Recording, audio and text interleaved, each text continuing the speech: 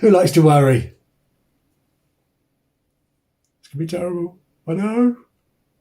And then this is going to happen, and that's going to happen, and then if I say this or say that, and if I need a plan, and a backup plan, and a contingency plan, oh, no. You like to worry? My mind used to start off with, okay, so what's the worst that could happen then? And then I wondered why I was stressed. Hello?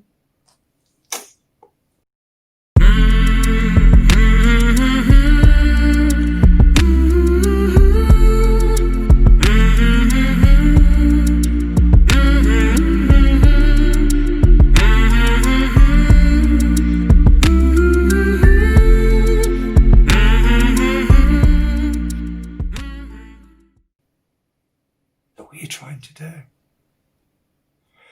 You're trying to control a future that doesn't exist with thoughts that don't leave your head.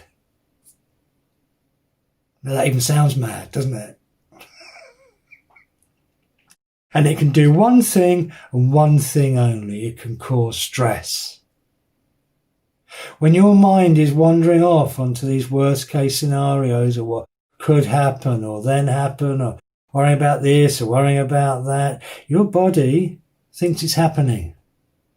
And it releases those stress chemicals, cortisol, adrenaline, those anxiety, those fight or flight chemicals, which if your mind is genuinely in danger, you want. Stress, in the right circumstances can be helpful. Actually, it can, a low level of stress can be a great driver. It can, do things. It can be useful. But it doesn't take a lot more stress that become very counterproductive. And if we're worrying what could happen and may happen and then what, then actually that stress can become very paralyzing and very disabling. And I don't want to worry you, but it's deadly.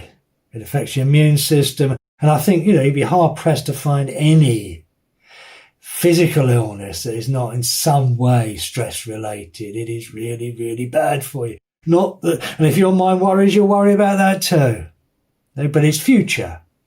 This is going to happen, and that's going to happen, and that's going to happen. And you can't begin to control the future. So your body is in a perpetual state of stress, and it's not designed to be at that level of stress all the time. Future, what could happen, what may happen, and then what? Oh, awful. I'm so glad I've got mindfulness, because I just couldn't imagine what it'd be like to go through this COVID stuff and the lockdown with the level of worry that my mind used to have. I mean, I'd worry about anything. I've even caught myself worrying that there was something really important I need to worry about that I've forgotten. And if your mind likes to worry, it will make stuff up. There is absolutely an unlimited supply of things to worry about. You'll never run out. But it's all future. What could happen, what may happen. Oh dear.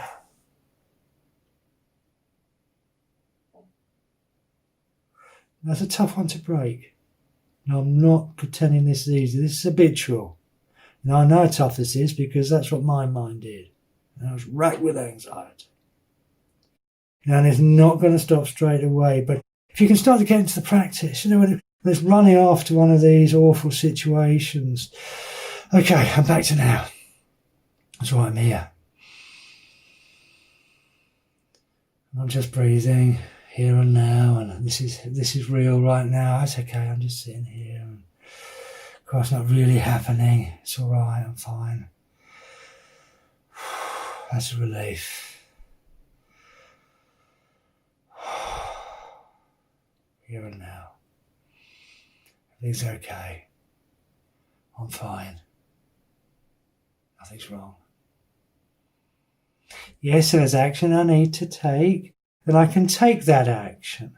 But I'm not taking it from fear. I'm not panicking. I'm not reacting. I'm just taking clear action. What's the one thing I can do now? What is it I've got to do? The future. Well, you can't do anything in the future. what's the one thing I can do now? I can do this thing. And I'll do this with my full attention. I'll give it my full focus. And I'll do it well. And then I'll do the next thing. Maybe the only thing I can do now is prioritise the things I've got to do. But we give our attention to one thing at a time. Not all the million and one things we're going to have to do in the future. And I find, and I'm sure you will too, that if you do one thing at a time, well, you get a lot done. And you do it right, and you do it well, and you do it clearly, and actually the results in the future come back so much better. What else can you do? But if your mind does that, no, that's what it does. You're not to blame, and it's going to take a while to break those patterns. I'm not sure even after 20 years I've got them completely cracked. But, they don't take me too far these days, and not very often. And every time you're able to bring your attention back to the here and now, you are breaking those thought streams, and they get less and less and less and less and less and less and less. Give it a go.